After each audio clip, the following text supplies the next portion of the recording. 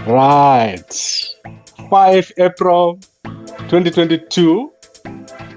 And today I've got a quick discussion on young Robert Mugabe Jr., who has come back to Zimbabwe.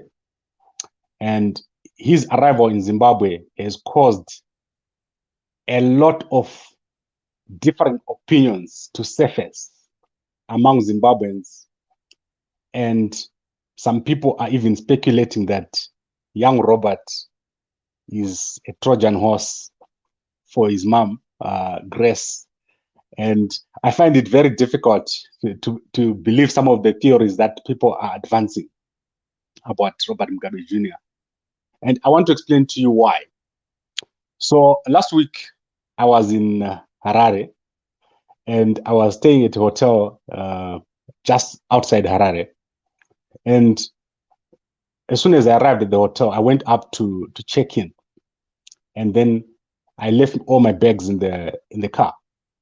And then obviously, after settling down a bit, I decided to go out and get my stuff from the car. And as I was coming back to the hotel, who did I see? I see Robert Mugabe Jr. standing outside with friends. And I decided to go there. I decided to go to him. So I walked to Robert Mugabe Jr. And I went and I greeted him and I said, "Hi, Robert, how are you?" And he greeted me back.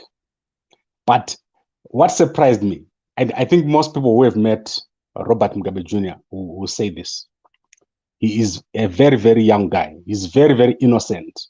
And the moment you see him, he disarms you with his innocence and with his youth. He's not that the type of person that has got an aggressive nature. He is, in fact, he looks like, I think to put it in a metaphor, I can say he looks like a fish out of water. He's not someone who's got this what I say presence about him that is threatening, or that is, you cannot say he's trying to trick you. He's so innocent that when you look at him, you suddenly realize that you're talking to a child. That is basically how I felt when I looked at Robert Mugabe Jr. He's a very, very young guy. And the advantage that he has had right now is that he is with Prophet Passion Java. Because what happened is when I walked into the reception, who did I see sitting in the reception? Very, very humble Prophet Passion Java sitting there by himself. No bodyguards, both of them. Robert Mugabe Jr., he was standing with friend, just like any other young guy, just hanging out with friends. Prophet Passion Java sitting in the reception, minding his own business. The Prophet Passion Java that I know, very, very giving.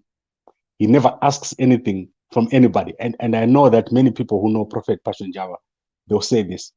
Once in a while, Prophet Java, when he's in South Africa, he will just call me and say, "Kambako, I want to buy you lunch." And he will throw money into my bank account. This has happened. I'm telling you this out of the nature of the people that we're talking about here. Very, very nice young man, Robert Mugabe Jr., very innocent.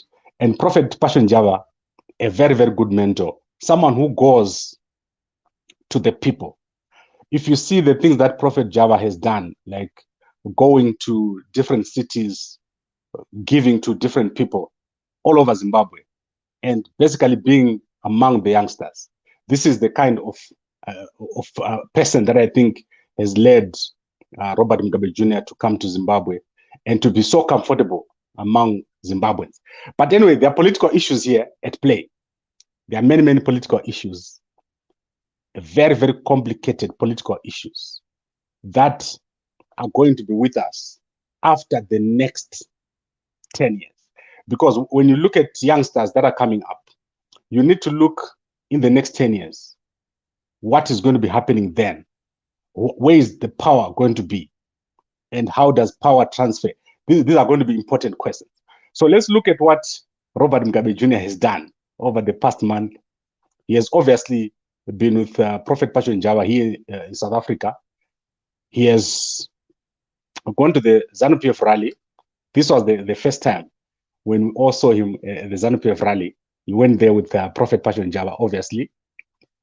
Then the next meeting that was very interesting was when I saw him with my brother, Tinashe Jonasi, here. This was at the hotel. And then the big meeting, young Robert, very, very tall. I think he's like double my height. He's got this height, which is not threatening, but he's quite imposing. When you're standing next to him, you're probably the shortest guy in the room, especially myself. I think the only other taller person that I saw in Harare was Lorraine Guyo. When I saw Lorraine Guyo, I was shocked how tall she is. So these are the tall people. Like he's really tall, Robert Mugabe Jr. So he's moving around among the common people. He's not threatening. He's not out to get anything. And I find it very interesting to see some of the theories being advanced about Grace or his mom, Grace, having sent him in to the circles of President Idi Mnangagwa for some sinister purpose. I don't think that is the reason. Why I say so, we also saw this picture. This picture was very interesting. That is Mchangwa there with Bona and the husband. So these pictures to me, they mean a lot. And I put this to a change. There is a change in approach by the Mugabe family. I think they've realized that fighting the President Mnangagwa or having a bad relationship with President Mnangagwa is not beneficial to anybody, especially to ZANU-PF, because ZANU-PF is their father's political party. If you look at President Mugabe when he was alive, all that he knew was ZANU-PF. And for his children to remain behind and not be part of ZANU-PF, I think it is very difficult for this family, and it would be unfair to the children. So there are a lot of decisions here to be made for Grace to say, how do I deal with my feelings, so her feelings? Remember, Grace was part of ZANU-PF. She was part of the ZANU-PF factions and the future of her children. So how does she deal with the fact that young Robert, Bona, people from a powerful family in Zimbabwe, they are out here in South Africa, in Singapore, in all those countries where they basically have no say, they've got no status compared to being in Zimbabwe. That's why I think the decision is being made by the family to go back and be part of ZANU-PF. And this is where I see this whole family going. It would be a very good decision if the whole family was to make up with ZANU-PF. This is basically what they need to do. And I think they're making a good decision here. And as I said, the meeting with Bona, very, very interesting, because people were saying Bona was with CCC. And as we know, there's nothing in CCC. If Bona was to go in CCC, she would be ridiculed every day by the people over there. And ZANU-PF is basically the home for this family. Now, let's look at what this means politically for G40. Let's say Robert Mugabe Jr. joins and becomes part of the ZANU-PF that is there now, of President Mnangagwa. What does it mean for G40? G40 of Gideon Gono, people like Sylvia Kasukuere, Jonathan Moyo, Joao. Joao is an uncle, if I'm not mistaken. So what does it mean if the youngster gets a prominent position or a prominent role to play in the current ZANU-PF politics? I think this will become difficult for G40. G40 cannot justify fighting on behalf of President Mugabe and saying they're fighting on behalf of President Mugabe against President Mnangagwa when the son is standing right next to President Mnangagwa, smiling, taking pictures and taking selfies. I think it becomes difficult for G40. G40 basically, they have become irrelevant in the face of what is happening now. the movement of young Robert to Zimbabwe. He is freely moving around. He's not being harassed. There's no reason why these guys are out there. And why are they out there if young Robert is in Zimbabwe?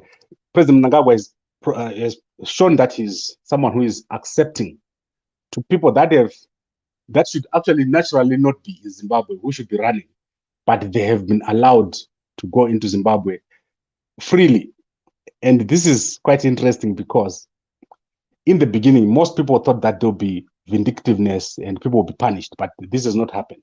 So I think this makes the whole situation difficult for G40 to say, do they continue fighting President Mnangagwa or they now try to negotiate and come back in?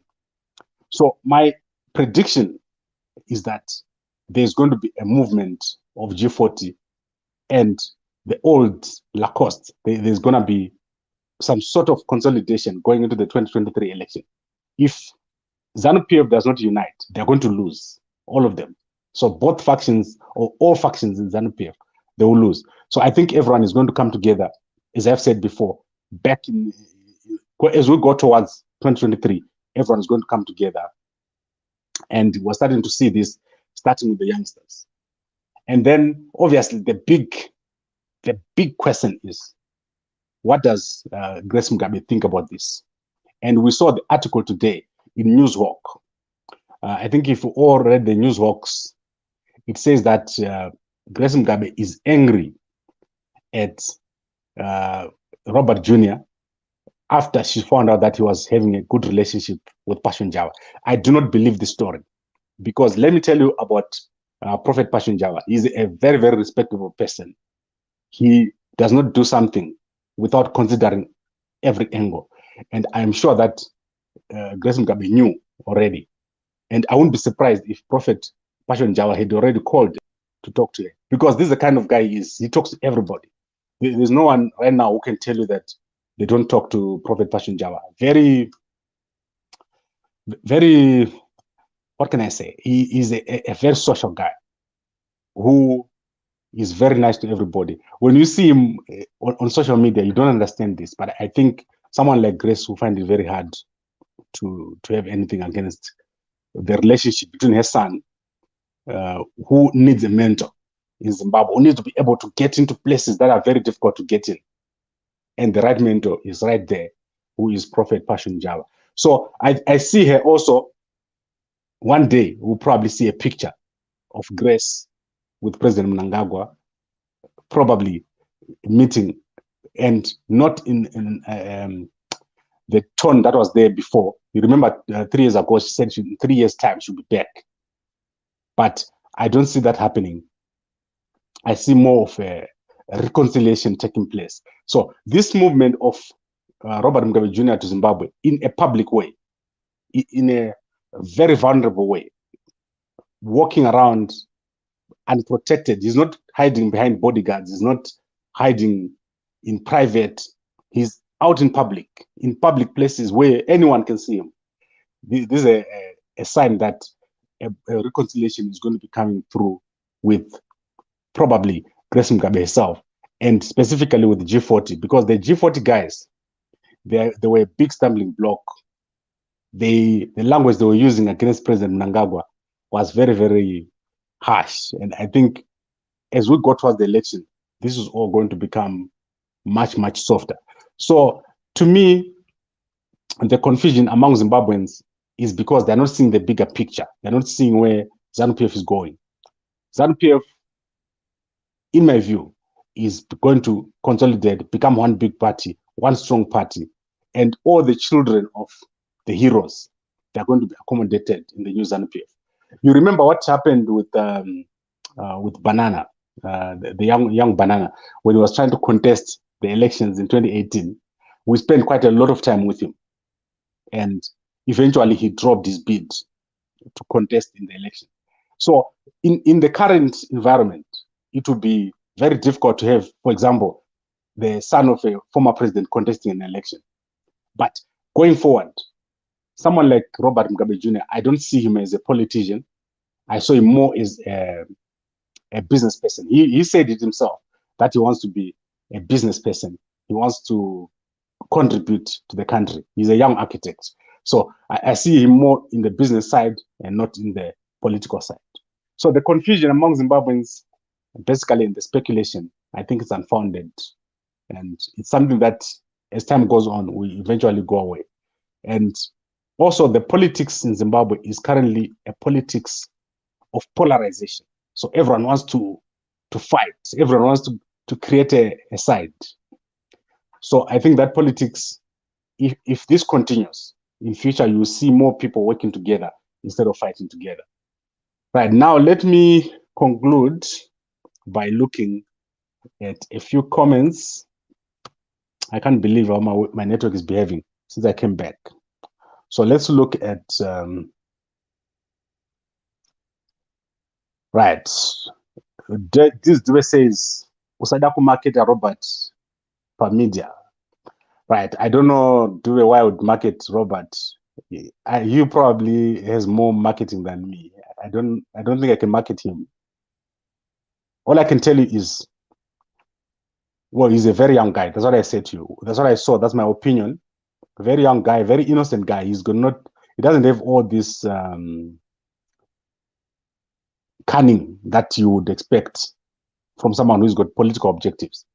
The moment you meet the youngster, you're gonna be disarmed. You realize that you're dealing with a young man, very, very young. He's probably someone that you need to give advice, not to fight with. Right. And then Kaino says, if ZANU-PF does not unite, they're going to lose. I like this. That's the truth. ZANU-PF needs to unite. Everybody in ZANU-PF needs to unite. Unlike people in CCC who are fighting every time. So if you leave CCC people in a room for like an hour, they come back, they'll be fighting. You know, I'm so surprised by CCC guys. I can't believe it. Now let's go to another comment. Right, Fortune saying this is not time for passion in Mugabe, bro. Let's talk about yellow here. I talked about yellow. They fight all the time. Right now, today, they probably fought when they were being inaugurated in parliament. Like, who is wearing the more yellow tie? You know, they fight for silly things like that. Then Florence says he's nice because he buys you lunch and gives you money. You mean Passion Java? Prophet Passion Java. He does more than that. He's helped people in ways that you cannot believe. And you know, when I tell people that a prophet doesn't have to be a guy who always walks around away from the people. Here is a prophet that walks among you. Very interesting. And Prophet Passion Java, he's got a way of getting into places that you normally can't get into. And you need to understand this, why that skill is important. If you're able to get into places that other people normally can't get in, you can get far. If you're always alone and you can't build relationships, like Chamisa and these people, they can't build relationships. They think that they can do it by themselves. Therein is the weakness of CCC. People like Prophet Passion Java, he will go a long way. He has given ZANU-PF a new look, a fresh look. There's no way that you cannot appreciate what Prophet Passion Java has done in Zimbabwean politics.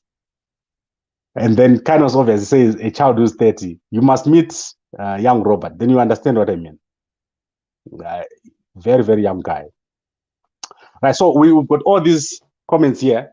I saw a post yesterday online, which implied that Robert Jr. was a Trojan horse. You can go and look at it. You can also go and look at the Newshawks story. Very interesting, the speculation there. It shows that people don't understand politics, especially the politics of President Mnangagwa.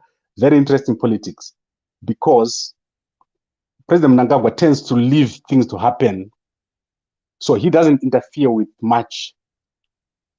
And most people get frustrated because they want a president that is always there and pushing things.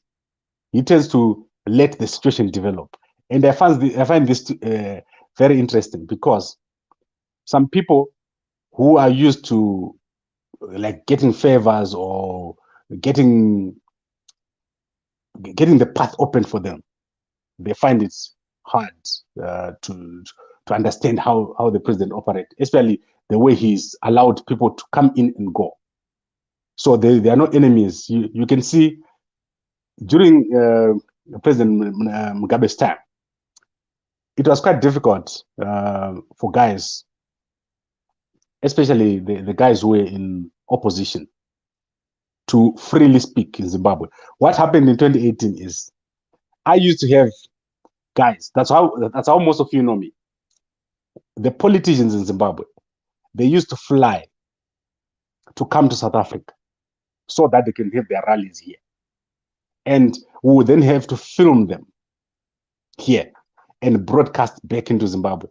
For example, people like Pastor Ivan, the only first video that he did, I filmed that video here in South Africa. Mime Juru was flying here. Changirai himself was coming down here. MDC had to base in South Africa. But right now you see that CCC is openly allowed to campaign in Zimbabwe. There's no one who is going to interfere with them. The president is not going to stop them from campaigning. They go all over the place and they do whatever they want. They go to the houses and they sleep freely in the houses. And this is a new approach which I've seen since President Mnangagwa took over, which is very, very interesting. So I'm sorry, guys, I'm having to use my phone here because my network is very slow. Right, so I think this is it. This is a new development in Zimbabwean politics. And we'll see as time goes on. Obviously, there are current developments. But let's see what happens with Grace Mugabe, with Jonathan Moyo, with Seveka Kasukuwere. There is obviously some changes that need to happen there. We'll see. I predict that there will be a selfie with one of those within the next few months, if not within the next few weeks, because it will be difficult. For example, let's say young Robert is having a good relationship with President Mnangagwa, and the mom is fighting with him openly. It just doesn't make sense. So the relationship has to change. And similarly, if Grace Mugabe has a good relationship with President Mnangagwa, it's now difficult for Joao, for Kasukuwere, for Jonathan Moyo to have a bad relationship with President Mnangagwa. So we are seeing here a redefinition of the relationship between G40, the old G40, from Mugabe's days, and the current developments that are taking place.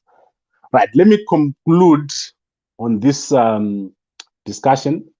We need to take a break. And then Brighton says, what happened to the guns with Chamisa and Magaya? We're hiding. Go and Google that story. We already completed that story. There was a search there and no guns were found. We did an update on that story. It was a search. One guy was found with guns, who was arrested. So that was it. That's the way it ended. Right, so that is it for today. And I think I'll be back tomorrow. Let's see the developments that are taking place in Zimbabwe. I was telling guys that the economy in Zimbabwe is booming. But if you're waiting for the government to do things for you, you would think that the economy in Zimbabwe is not booming. You would think that there will be a day in future when things are going to be handed to you on a plate. And that day is not coming. So let's look at the economy in Zimbabwe tomorrow and what is happening, the developments that are taking place in the country, especially the construction. I like the construction that is taking place in Zimbabwe across the country. It's amazing. If you're not building in Zimbabwe, you're doing something wrong, because guys from all over, especially diaspora guys, are doing a lot of developments in Zimbabwe. Harare is a totally different city as things look right now. Okay, so I think I've covered everything that I wanted to cover for today. Young Robert confusing a lot of Zimbabweans. He did an interview last week where he revealed everything about his education, about his relationships, about his feelings, about his dad. He did a lot. And I listened to that interview. We also took that interview and we sort of like wrote down everything that he said. So you can go to Gambaku Media and have a look. It was amazing watching Robert, young Robert Jr. speaking on that interview. So it's interesting, but obviously interesting times, especially with Prophet Passion Jawa around. So thank you very much for watching, and I'll be back tomorrow with more. As usual, Gambakwe Media is live on a daily basis. We don't miss a day. Thank you very much and good night.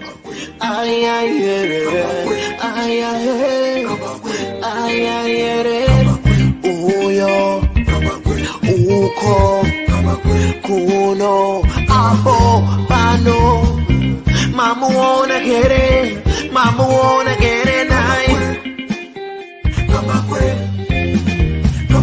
I know food I meso, I know food I tebe, I know kaya mari.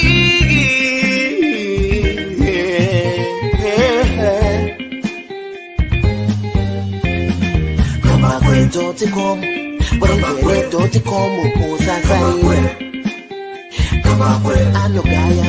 Kambakwe uyo anotara mari anogaya mari garai mamunzwa pane nyaya pano zvamunoda kunzwa zvinotaurwa pano madiko kumunzwa mugova ne.com. Kambakwe vanogaya mari vanotara mari vanosiya mari.